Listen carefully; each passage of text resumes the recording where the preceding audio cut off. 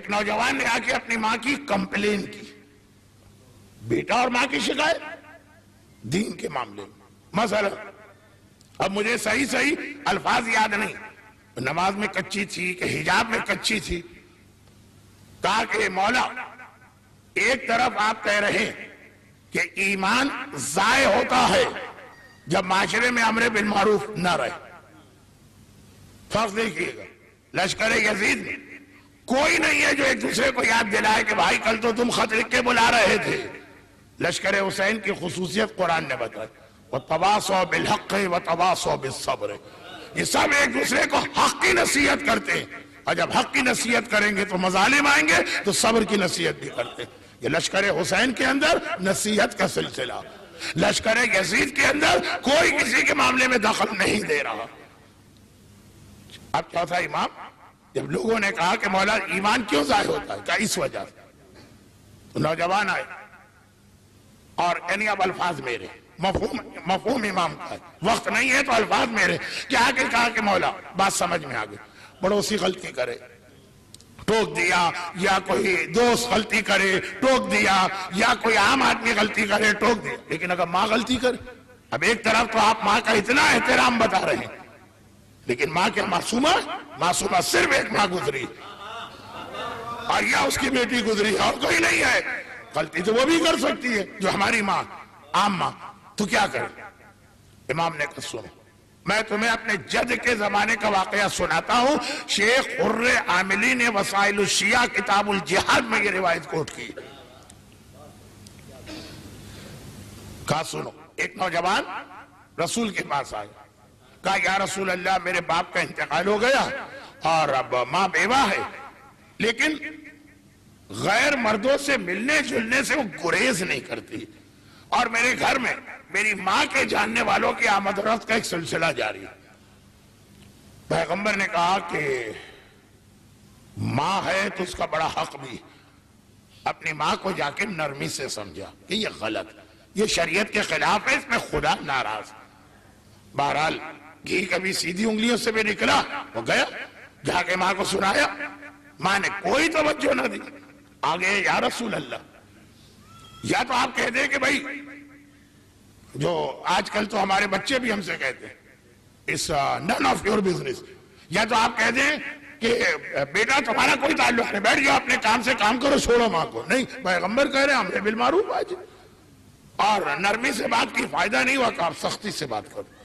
سختی سے ماں سے، جس کی آواز پہ اپنی آواز بلند کرنا ہم حالات میں صحیح نہیں، کہ سختی سے بات کرو. رسول نے کہا یہ اطاعت، ماں باپ بھی قربان ہے نام رسول پر. گیا فوراً ہی پلٹ کے آیا اگلے دن، یا رسول اللہ میری تو آخرت لٹ گئی، میں نے ذرا سختی سے بات کی تو ماں تو بھر گئی، گالیاں کوسنے جوتا، اور ناراض ہو کے کہنے لگی میرا بیٹا ہو کر میرے سامنے آ کے گستاخی کرتا، میں تجھے دودھ پینا بخشوں گی، قیامت میں تیری شکایت کروں گی.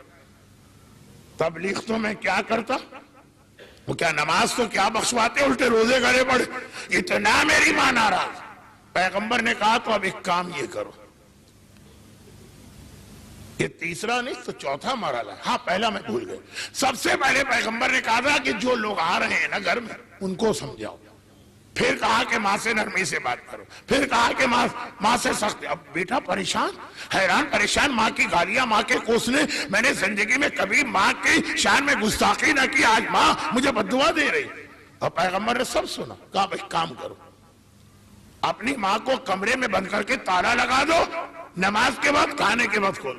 ارے یا رسول اللہ میں تو کہہ رہا ہوں کہ خالی میں نے زبانی بات کی تو میرے اوپر چڑھ دوڑی، اور آپ کہہ رہے ہیں گھر میں کمرے میں بند کر دو. وہ تو جو غضب نہ ڈھائے وہ کم. میری قبر، میری قیامت، میری جہنم. ماں جب اتنی سی بات پہ ناراض ہے. پیغمبر نے کہا سنو، اور یہ بھی ایک بہت اہم اصول رسول نے بتایا.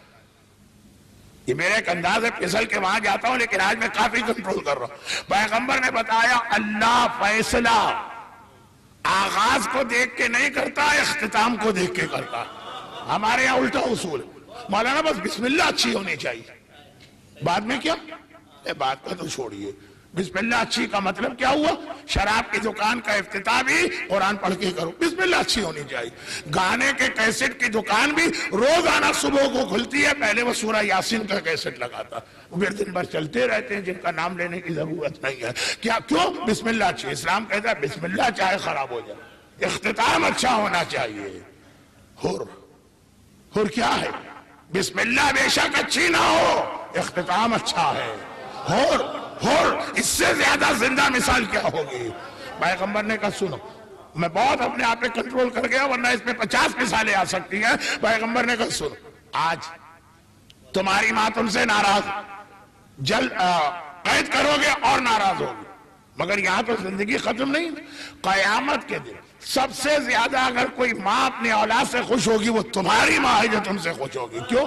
جب وہ یہ دیکھے گی کہ جو گناہ وہ کر رہی تھی اس کے نتیجے میں کتنا بڑا عذاب اسے ملنے والا تھا، جو تم نے اسے کمرے میں بند کر کے عذاب سے بچا لیا، وہ اس طرح سے بال کھول کے تمہیں دعا دے گی کہ کوئی ماں اپنی اولاد سے اتنا راضی نہ ہوگی۔ ہم جا رہے ہیں سڑک پہ، ہم جا رہے ہیں، درود بھیج دے محمد والے۔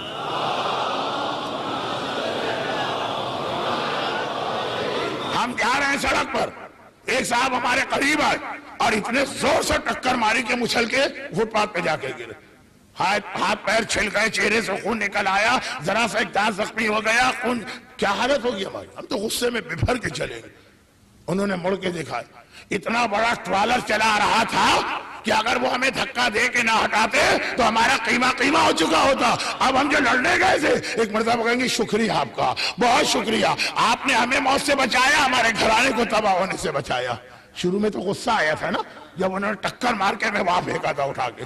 اچھا مجھے ٹکر مار کے پھینکنا آسان بھی نہیں ہے، لیکن خیر وہ جو بھی مسئلہ ہو، جب انہوں نے اٹھا کے پھینکا کہا تمہاری ماں کی یہ حالت ہے، قیامت میں جب دیکھے گی کس عذاب سے بچی ہے، اللہ کی کس ناراضگی سے بچی ہے، جتنا وہ خوش ہوگی عام ماؤں میں سے کوئی اتنا خوش نہ ہوگی۔ پرواہ بات کے مرحلے کی کر، اس مرحلے کی پرواہ نہ کر۔ چوتھے امام نے کہا جو ماں تک کو ایگزیمپٹ نہیں کیا، امر بالمعروف کرنا، جب یہ نہ رہے گا تو ایمان ختم ہوتا۔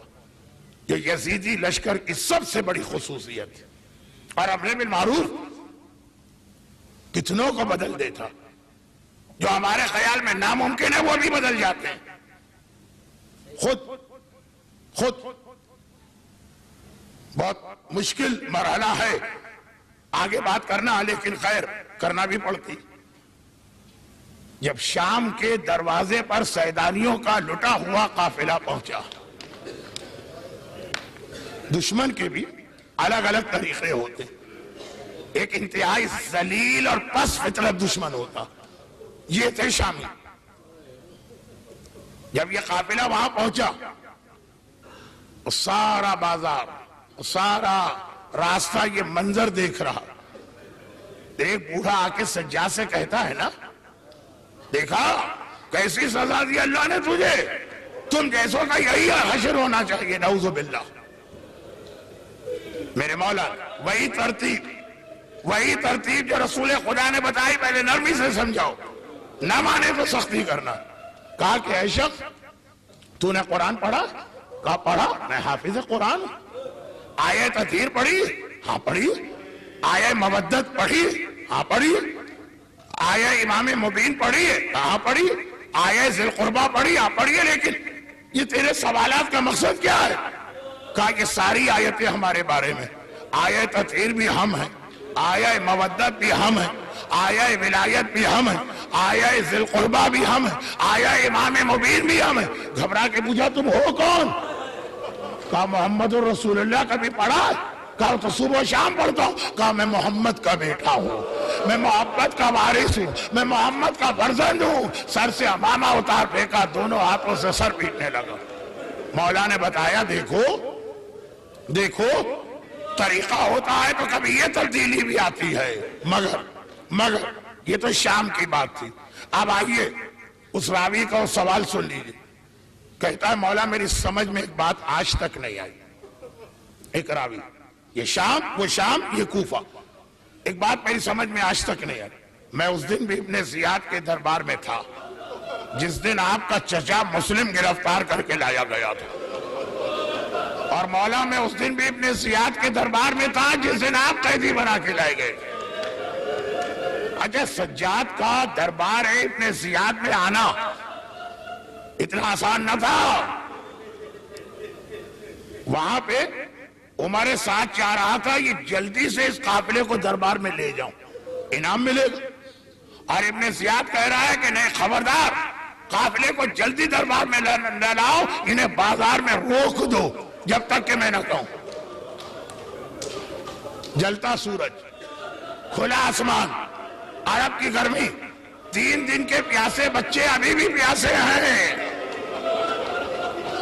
قافلے کو روک دیا گیا۔ لیکن عمر سعد نے کہا ہے ابن زیاد آخر کیوں روکا گیا قافلے کو؟ اس کو جلدی ہے انعام دینے کی۔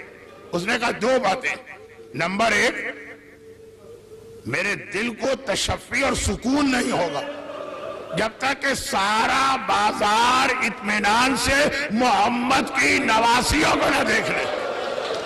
میں آگے تو کچھ کہنا بھی نہیں چاہتا۔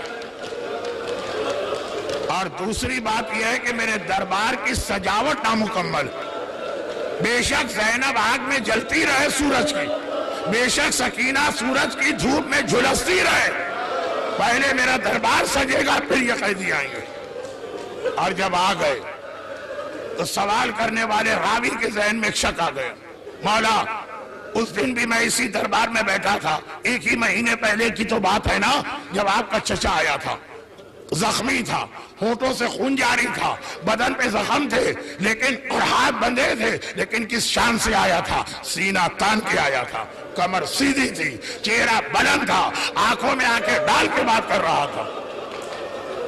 اور مولا جب آپ آئے تھے سینہ سکڑا ہے، کمر جھکی ہے، نگاہیں زمین پر ہیں۔ مولا میں نے مانا آپ کا چچا مسلم بہت بہادر ہے، لیکن آپ امام زمانہ، آپ امام وقت، آپ کو مسلم سے زیادہ بہادری سے آنا چاہیے۔ ارے آپ کیا روئے جو میرا مولا سجاد رو دیا؟ ایک مرتبہ فریاد کی، سوال کرنے والے تو نے انصاف نہ کیا۔ میرے چچا کی سیدھی کمر دیکھ لی، تنا ہوا سینہ دیکھ لیا، اٹھا ہوا چہرہ دیکھ لیا، یہ نہ دیکھا وہ اکیلا آیا تھا، وہ تنہا آیا تھا۔